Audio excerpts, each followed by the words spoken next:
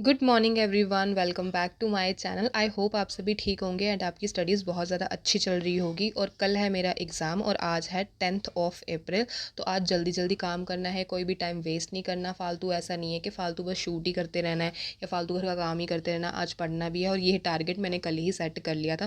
तो देखते हैं आज ये टारगेट कंप्लीट होता है या नहीं होता।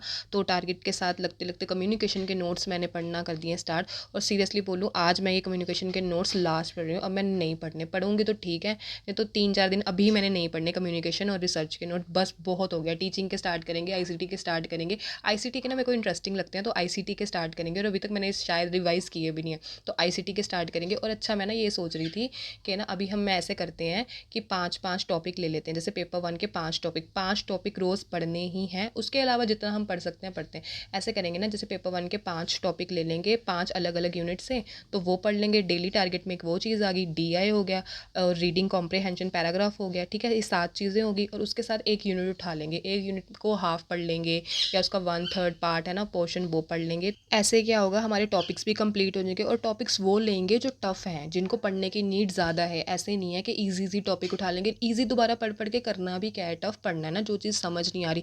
और ऐसे करेंगे, जो चीज़ नहीं समझ आ रही ना, चाहे उसे 12-13 बार पढ़ना पड़े पर पढ़ेंगे। और डीआई की प्रैक्टिस करनी है और पैराग्राफ की प्रैक्टिस करनी है। तो प्लीज़ आप भी शुरू कर दो। मैंने तो शुरू कर दिया। मैं रोज़ शायद बोलती होंगी शुरू कर दो पैराग्राफ, डीआई, क्योंकि ये दो ना ऐसी चीज़ें हैं, इसमें नंबर आए तो हमारा कितनी परसेंटेज बढ़ सकती है, हमारे नंबर बढ़ सकते हैं। और नहीं आए ना तो कितने नंबर ना फालतू के चले जाएंगे। क्यों नंबर हमने गंवाने हैं? तो ये दोनों चीज़ें आप शुरू कर दो। और अगर आप कॉलेज में हो, स्कूल में तो ऑफ कोर्स नहीं होगे ना, कॉलेज वाले कैंडिडेट्स ही ये एग्ज़ाम दे रहे हैं। तो अगर आप कॉलेज में हो, एमए में हो, बीएड में हो, या कुछ भी कर रहे हो, या होम मेकर हो, हाउस वाइफ हो, या काम करते हो, जॉब करते हो, कुछ भी हो, तो आप भी ऐसे फॉलो कर सकते हो। अगर आप पूरी यूनिट नहीं पढ़ सकते तो यूनिट को तोड़ लो, जितना आज पढ़ना ना। पर ये श्योर करना कि वो चीज़ पढ़ लेना। ऐसा ना हो कि वो चीज़ आज पढ़ी तो उसकी बारी ना बस 10 दिन के बाद है। ये चीज़ मत करना। जो भी चीज़ आपने स्टार्ट की है, जितनी भी आपको बोरिंग लगे, आपको ऐसा लगे कि नहीं ये चीज़ मैंने नहीं करनी, प्लीज़ उसको ख़त्म कर लो। पता है क्या होता है, जो चीज़ हम छोड़ देते हैं, जैसे आज मैंने रिसर्च का ये टॉपिक पढ़ा, मुझे लगा बोरिंग, मैंने सोचा कोई बात नहीं अगली बार पढ़ लेंगे। ये वाली बुक है वैसे, बाय द वे मैं फॉलो कर रही हूँ, इसमें से आप क्वेश्चन आंसर फॉलो कर सकते हो। तो ठीक है, हम बात कर रहे थे कि रिसर्च की, जैसे मैंने ये वाला टॉपिक पढ़ा और मैंने छोड़ दिया। मैंने कहा नहीं ये बहुत टफ है, मैंने नहीं पढ़ना, एग्जाम में आएगा, कोई बात नहीं, 2 ही नंबर है, देख लेंगे कैसे भी करके, या तुक्का लगा के सही कर लेंगे। तो ये वाली अप्रोच मत अप्लाई करना, ऐसा कभी कुछ नहीं होता। पढ़ेंगे, हर एक चीज़ पढ़नी है तो टफ चीज़ें ज़्यादा पढ़ेंगे। और अभी आपको आवाज़ आ रही होगी, गेट खुल रहा होगा। मैं तो एक तो मुझे समझ नहीं आती, जब भी मैं वॉइस ओवर करने बैठती हूँ ना, इतनी आवाज़ क्यों आती? वैसे तो सारा सन्नाटा छा रखा होता है, जब भी वॉइस ओवर करने बैठो कभी कहीं से आवाज़ आ रही, तो उसके लिए सॉरी, प्लीज़ इग्नोर करना। और हाँ, आज मैंने डिसाइड किया था कि आधा घंटा फाइल का काम करना है। वैसे तो मैं करने को ऐसा भी कर सकती हूँ कि एक दिन में सारा काम कर सकती हूँ, बट नहीं होता, इतनी देर नहीं बैठा जाता। और सच में जो मैं बोर होती हूँ ना, एक दिन तो मैं ऐसा था कि मैंने फाइल लिख लिख के ना मम्मी को बोल दिया ये फाइल उठा लो, नहीं तो मैं फाड़ दूंगी। मुझे बहुत ज़्यादा ना बोरनेस सी फील हो रही थी। और आज जितनी भी ये हेडिंग्स थी ना, इसको थोड़ा सा डिज़ाइन विज़ाइन करना था, तो वो मैंने कर लिया। लाइन्स लगाने में भी बहुत टाइम लगता है। ऐसा हमें लगता है कि नहीं 5-10 मिनट में हो जाएगा, नहीं बहुत टाइम लगता है। और लास्टली ना मैं एक पेपर दे रही थी, यही बीएड का, पिछले दिन। तो उसमें मैंने ये सोचा कि लास्ट के ना 5 मिनट रहेंगे तो मैं लाइन्स लगा लूँगी। लकीली मेरे पास 25 मिनट पड़े हुए और मैं आराम से उसको लाइन्स लगा रही हूँ, उसको डेकोरेट कर रही कि हाँ ये पॉइंट हाईलाइट कर देती हूँ। और हुआ क्या, मैंने देखा 15 मिनट हो गए, मेरी लाइन्स लगी नहीं। 36 पेजेस की वो शीट थी जो मेरी आंसर शीट थी, और लाइन्स नहीं लगी। तो मैंने पता क्या सोचा कि लाइन्स वाला काम तो साथ साथ कर लेना चाहिए। कभी क्या होता है नहीं भी टाइम होता, 5 मिनट का कुछ मत रखो कि 5 मिनट में लाइन्स लग रही। स्पीड है तो ठीक है, नहीं है तो फिर छोड़ दो ऐसे ही। बाकी उस दिन मेरा पेपर कंप्लीट हो गया था। मैं हमेशा मार्जिन लेके चलती हूँ कि 15-20 मिनट पहले ही मुझे पेपर कंप्लीट करना है। एंड इस टाइम पे मैं पढ़ रही हूँ रिसर्च के नोट। रिसर्च में क्या है, जो मेन जो टफ टफ थोड़े वर्ड्स है ना, उसको ज़रूर ध्यान देना। वो वर्ड्स ही आधा काम कर देते हैं। अगर वर्ड्स का मतलब पता है, वर्ड किसके साथ कनेक्ट हो रहा है आंसर की में, तो उससे हमारा आधा काम हो सकता है। ये ट्रिक प्लीज़ अप्लाई करना अगर अभी तक आपने अप्लाई नहीं की, ठीक है। जो भी अगर आप क्वेश्चन निकालोगे ना, क्वेश्चन में ये देखना कि टफ वर्ड है, इस वर्ड से रिलेटेड आंसर क्या लग सकता है। तो ऐसे भी अगर हो जाए तो ठीक है, नहीं है तो फिर जैसे भी आप कर रहे हो वैसे ज़रूर कर लेना।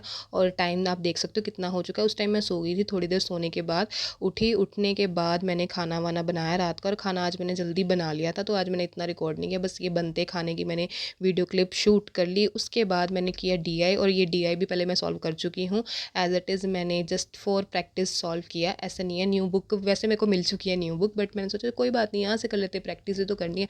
उसके बाद मैंने ह्यूमन सेटलमेंट के नोट्स रिवाइज करना स्टार्ट किया, एनसीईआरटी, और इनकी वीडियो मैंने काफ़ी देर पहले ही देख चुकी थी, और इसलिए शायद मैं फटाफट ये पढ़ लेती हूँ, क्योंकि मैंने वीडियोस देख ली है, कॉन्सेप्ट मुझे समझ आ गया है और ये मेरे एमए में भी था सब्जेक्ट, तो ये सब्जेक्ट मेरे को आता है, मेरे को ये जल्दी समझ आता है। और एक मैम थी जिन्होंने ये सब्जेक्ट पढ़ाया, वो मैम ने ना उस टाइम पे न्यू न्यू यूजीसी की थी, जिन मैम का मैंने बताया था ना कि जिन मैम से इंस्पायर होकर मुझे लगा कि हाँ यूजीसी करना चाहिए, जब मुझे यूजीसी पता भी नहीं था कि कौन सा एग्ज़ाम है, तो वो वाली मैम ने ये सब्जेक्ट मेरे को पढ़ाया था। और प्लानिंग के जितने भी सब्जेक्ट ना वो वाली मैम ने मेरे को पढ़ाए, मेरे को नहीं पूरी क्लास को पढ़ाए। और वो मैम का पढ़ाने का वे ना इतना अच्छा था ना कि मतलब हर एक चीज़ ऐसे याद होती थी उस टाइम पे ना, इतना अच्छा लगता था कि नहीं ये भी नोट्स बनाने, इससे मैं आंसर ये लिख सकती हूँ।